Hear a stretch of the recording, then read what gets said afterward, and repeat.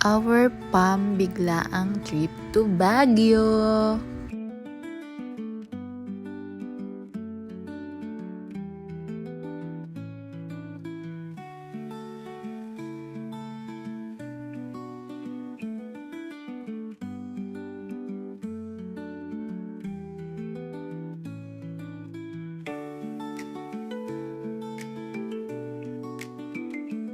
Alam nyo kung ano yung number one secret ng mga taong laging nakaka-attract ng mga blessings?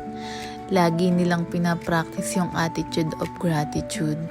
Napansin ko, based sa experience ko, na the more nagpapasalamat ka sa mga binibigay ni Lord sa'yo, regardless kung maliit o malaki man ito, the more din na mas dumadami yung blessings na dumarating sa buhay natin.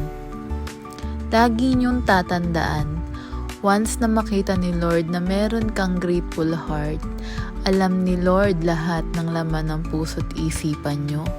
Mas ibubuhos ni Lord yung pagpapala sa buhay natin.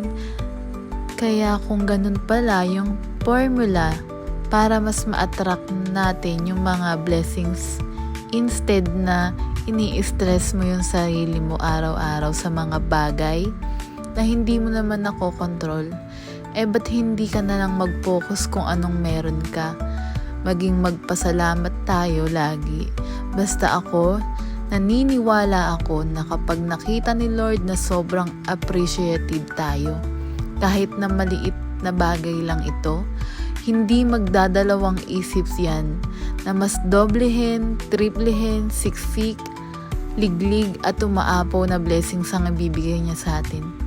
Kaya tayong lahat, magpasalamat tayo kung ano man yung mga binibigay ni Lord sa atin araw-araw. Yun lamang po ang aking short voice over. Maraming salamat. Bye! Enjoy for watching!